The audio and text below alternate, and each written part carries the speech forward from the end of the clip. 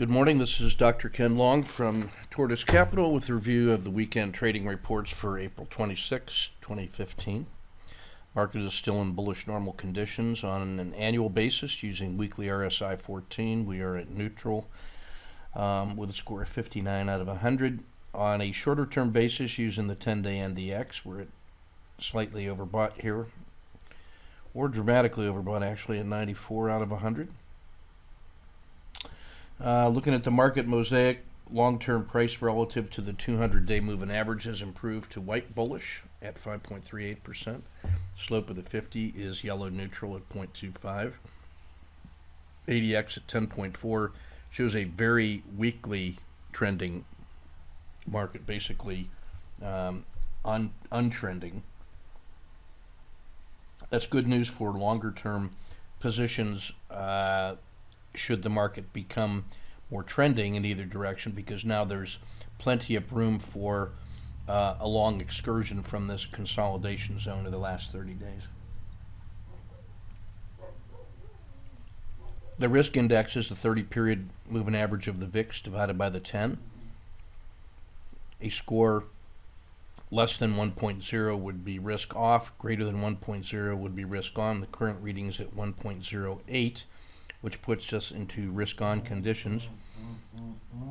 When you compare that score of 1.08 to the last 5,000 trading days, find the average and standard deviation, you get a risk z-score, or a z-score of that index, at 0.83. So we're 0.83 standard deviations above the long-term average. You can see the 90, Ziggy, shh! He's going full terrier on some animals running around outside. So this histogram here shows the last 90 days of that indicator, and you can see we had a double bottom in here around minus 0.2 on the z-score. We've moved up into the positive territory. This would have been a natural place for it to roll over and start getting more volatile, but the last 2 or 3 days have featured a decline in volatility, and so we may actually see another extension. Should we see a move all the way up to 2 standard deviations, this is going to be a very healthy condition for the long side. Any swings in the large caps and also possibly an XIV. So the fact that there was a failure to fail in here and no real emergence of volatility suggests that possibility could be. This was an extraordinarily good time for swing trading in here about 40 days ago, and so we have the possibility for a continuation play that we will be ready to exploit. No change in the blended monthly rebalancings, and you can see the current leaders based on different trading sets based on the close on Friday. Theoretical exposure in ETF2 remains at 100%, and the model portfolio is at 100%. We'll be developing our research projects here in this next month for the research weekend in Kansas City. Some very interesting work being done on refinements to our long-term system, the blended monthly rebalancing, which I am already finding to be very interesting. Next up, just a quick look at the some of the blended monthly rebalancing portfolios. ETF 13. You can see still being dominated by Japan, U.S. small caps, and technology. And then the ETF 32 portfolio, same thing, but now we add in China, the XL series of sector spiders featuring discretionary and healthcare. Notice a relative strength here in the globals with EFA, which are better than SPY.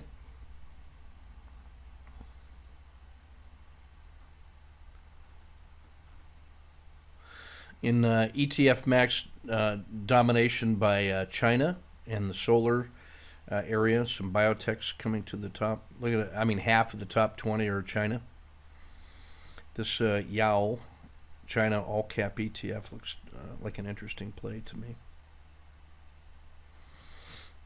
And the fact that it's green all the way across the board is showing continuous strength. Going unabated, whereas like in pharmaceuticals, you would see the 3 and 6 months in the green, but maybe some decline here in the shorter term. So still experimenting with how to interpret the 1 week and the 1 month percentages, and then still using 3 and 6 months as our baseline. You'll see whenever when you look at the top of these structures here, this is the relative weighting that I'm using to generate the blended performance. So it's 70% of the 3 month plus 30% of the 6 month gives us the blended score, which creates the ranking. Right now, I have a 0 weight attached to these. These are just for information purposes, but I could imagine in the future a way to start modifying some of this. And that's part of what our longer-term research for this Kansas City workshop is intending to look at, among other things. And in the S&P 500, you can see some pullbacks here in Hospira, some interesting moves here in First Solar, which is green and white and still performing pretty well here. Hasbro suffering a pullback. But here's an opportunity perhaps that you say maybe that's just cooling off. That was just some of the selling and profit taking from an 18% 1 month gain in something that's been dominating in 3 months. So maybe here's an opportunity for Hasbro as a rebound or as a continuation to the short side. Valero Energy, interesting. It's green and green on the 3 and 6 months. It's negative for 1 month, but outperformed on 1 week. And so VLO is on my list of things to consider. I'll be setting up a trade frame on that and sharing it with members in the chat room. Marathon Petroleum in the same kind of boat. Greens on the long term, suffering on 1 month, but now positive on the 1 week. So we'll take a look at MPC as well. This is looking like a trend in the energy sector itself. Avago Technologies, on the other hand, had a long-term strength in the green here, but is now decaying on 3 months and is underwater on 1 month and 1 week. So there may be a short side possibility in there. So that's just an example of how I'm trying to use the this additional information for our benefit. Looking at the market health check now. The vertical blue lines represent 10, 20, and 30 days worth of look back, and the thick lines mark off the 30 and 60 day and really the 90-day time frame. Horizontal purple line represents the price threshold or the price target for this last move to get it back up to previous swing highs. Thursday and Friday, it closed above that purple line, so now I think we're in a position to ask the market if this is now going to be the new support level. Can it maintain above 211? If so, off it goes. And we can see from the size of that consolidation over the last really 40 days that there's a possibility of a long-term excursion, not unlike the last excursion it made from this congestion zone in here. We have the river flowing upwards now. The river is this dark blue shaded area, plus or minus 1 on the 30-period Bollinger Band. Price is in the floodplain, which is that 30-period Bollinger Band, plus or minus 2, this lighter blue shaded area. The blue channel is the 10-period regression line. The outer lines being formed by the maximum excursion during the look-back period. I like that it's sloping up, that we've got 4 dots on the PSAR. That looks favorable. It closed above the previous swing high. It carried that price over the weekend and was an improvement over the excursion on Thursday, so I take that as a very favorable sign. You can see that the 30-period regression line slope is not overcooked yet. It's only at 0.125, and it started to hook back up. This would have been a natural place for it to fail and for price to fail after this little rebound, and so this looks like a very promising development. You get the jaws of percent price oscillator open to the upside. We can stay overbought on percent R for long periods of time like we did back on this last excursion. So all the seeds are in place for a nice move to the upside, which last week we said could get up around 218 based on the size of this last dimensional move. And then were it to fail back below this price level, we'd be looking at about 208.5 as a return to the Bollinger Band mean. So that's actually a tradable move on the intraday trades, but all signs look like they're up.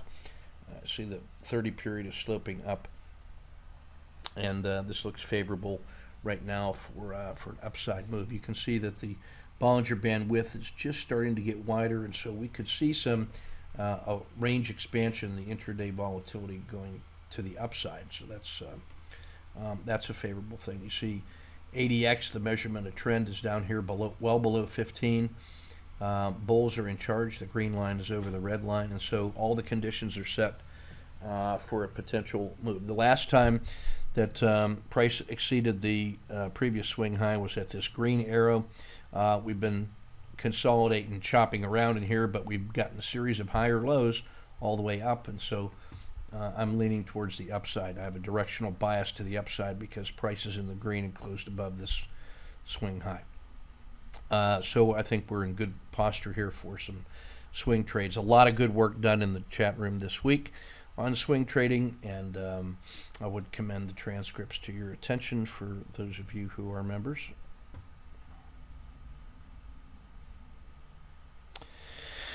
The ETF regional report from ETF2, all the indexes are now on buy signals, second week in a row. The globals at 53 strength are better than the S&P at 51 strength, so right now it's the globals above the U.S.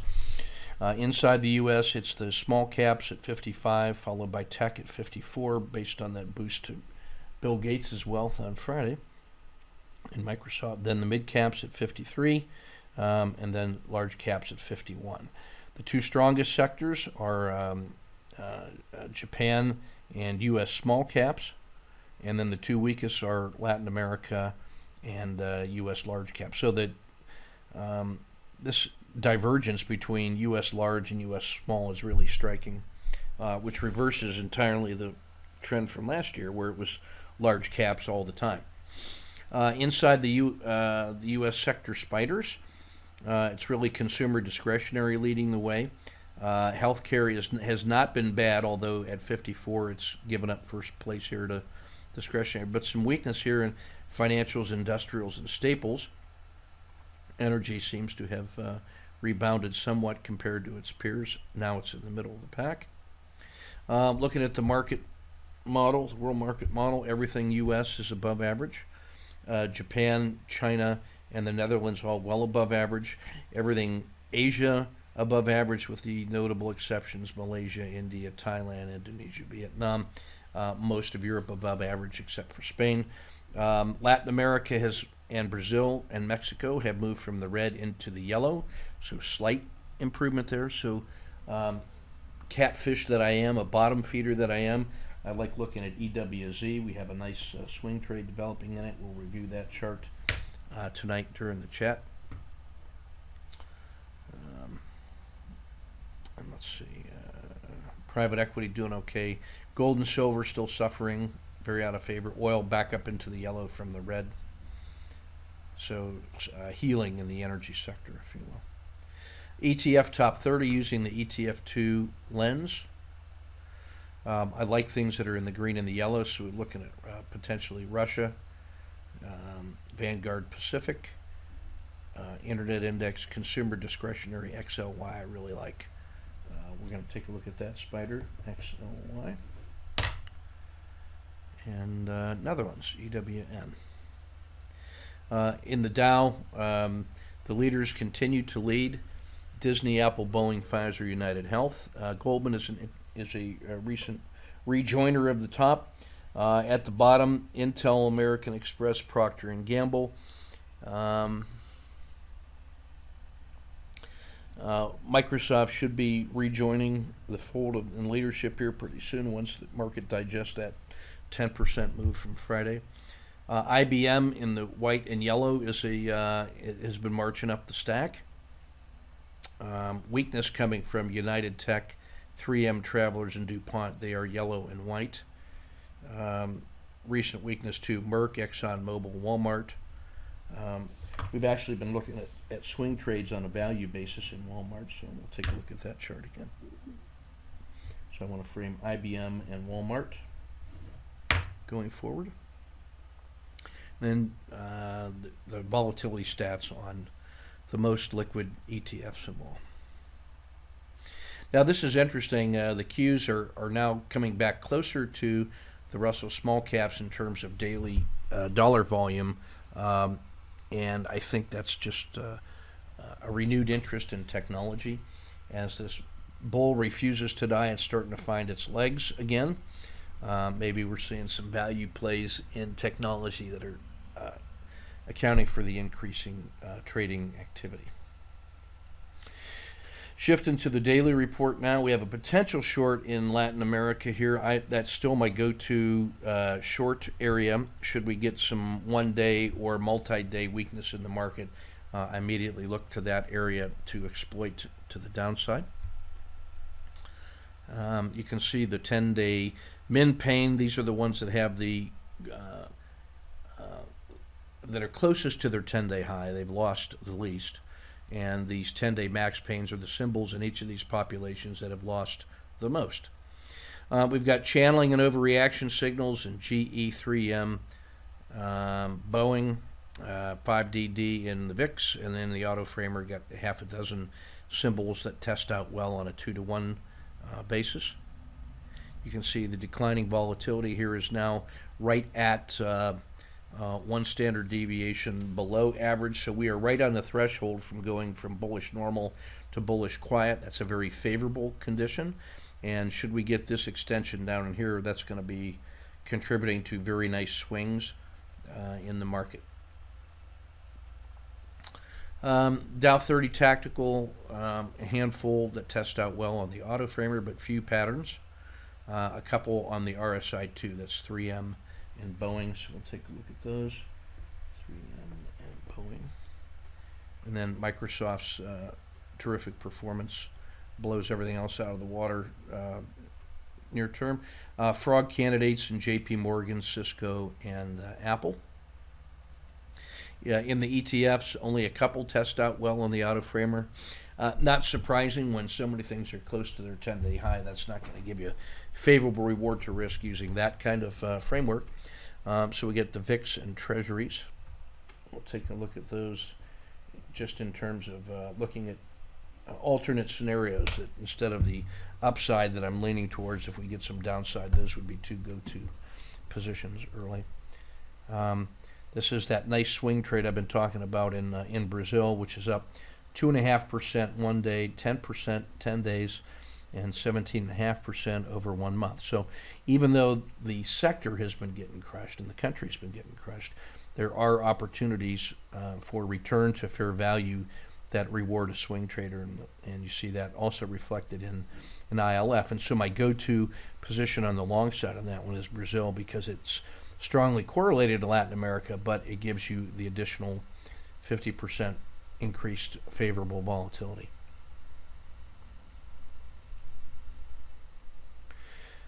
Just quick stats on the auto framer and on the regression line fractal framework. The symbols in the green are the ones that are the most number of ATRs below their own long-term fair value. So this is where we get the plays like Walmart, and we'll take a look at Intel as well in the tech sector, which is interesting. And then the symbols that are the most ATR above their own RL270. These are the relative strength leaders. So IBM at 5, Disney, Pfizer, Chevron, and McDonald's. So I'm going to look at McDonald's. We have a swing trade working there as well. All right, that's everything I want to cover from the weekend report. This is Ken Long from Tortoise Capital. Keep your risk measured and your powder dry.